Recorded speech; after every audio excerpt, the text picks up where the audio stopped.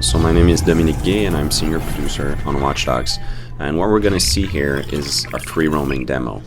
We're basically going to be exploring the city of Chicago, not on a specific main mission, but really just doing whatever we want to do in that city as a super hacker. So here we're in the Wards, which is the poorest neighborhood in our Chicago, and we're going to a pawn shop to sell some of the loot that we've accumulated on the quest we've been on. And we can also buy various items here to craft our own items, craft our own tools. Aiden is able to do that, and always those tools are about hacking. In this case, what we're trying to do is we're trying to infiltrate this facility to implant a virus in it. And this will allow us to get control over all the devices in this area of town. And so we're free to do it the way we want. I mean, we might be able to just sneak our way through or hack our way through or even fight our way through, depending on how we want to do it. So as you can see, we're able to project ourselves from camera to camera. And here we found a guard who has the security codes for the server room, so we hacked them away from him. Now, we're now going to go into the facility and try to access the server room proper, physically. So initially we can try to sneak around, but always try using hacking to get the upper hand on our opponents. So here we can see that we're going through a camera and hacking into the machine, causing a distraction to attract the guard over there and try to take him out stealthily. So as you can see, we're able to use hacking in a creative way. It's not only about, for example, being able to go on the roof here that we could hack this thing, or hack the gate to go through that entrance, but it's also to create distractions. So we're doing a pretty good job at sneaking our way around here. Let's hack this lift and go on the rooftop and see if we can access the console without anyone seeing us. As you can see, we can create cover for ourselves. But now things have become a little bit more violent. This player has decided to use his guns. Now he's using focus to allow him to take out his enemy while hacking in a blink of the moment. And now we're accessing the server room proper after we dispatch all of the guards.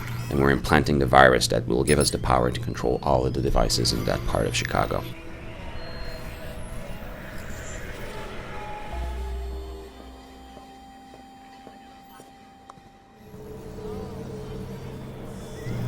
Okay, so here what we're doing is we're investigating a potential crime. So we've been told by the Chicago systems, the crime prediction systems, that there are certain patterns in that area that could lead to a crime. You know, using criminal records and facial recognitions of the people in that area. So now we're going and we're going to use our various tools and try to figure out what that crime could be. And we will basically be free to decide how we'll intervene in that crime. Here what we're seeing is Aiden Pierce hacking into a Wi-Fi box. He's basically going to be able to access anyone in their private home who is using that system to access the internet within Chicago.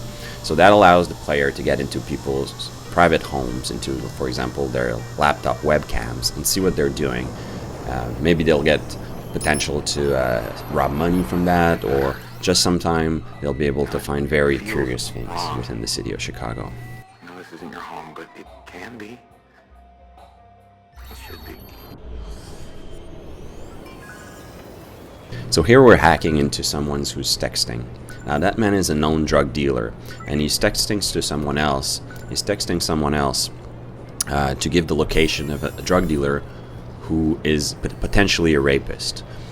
So this is a big deal, and the player could ignore this. This is just something happening in the city. But if he wants to, he can go there and decide if he wants to intervene. Someone's going there to get vengeance on this potential rapist. Does he want to intervene? Does he want to stop that crime from happening? Or does he want to let that person get his revenge? That's the player who decides. When you play as a vigilante, you don't have a strict moral code to follow. You define your own rules.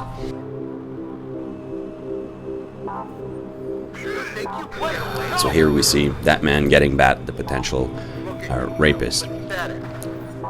And the player decided to let it happen, which is completely his call. So here we're getting into a gun shop. In Watch Dogs, you're able to buy all the weapons you could expect in a full-blown shooter.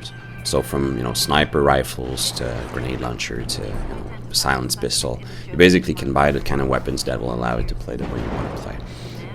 Now this guy just noticed you on this media broadcast playing in his shop, and he's used his silent alarm to call in the cops. Now the cops are using the camera system to try and locate you in the city, and now that they've done that, they're going to be on their way to arrest you. So in this case, the player decides he wants to flee, and he's going to start using the city, hacking into the city to evade the cops. So for example, he'll hack this traffic light.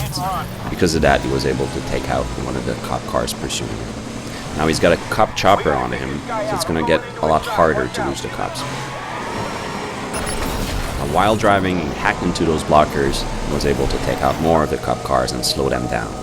Now they've lost line of sight on him, so he might be able to escape, to hide, if he's really smart. So he hacked into this underground parking. They've lost him. They didn't see him going in there.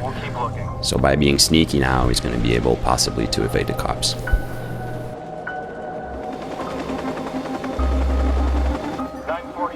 And there you go. He managed to escape.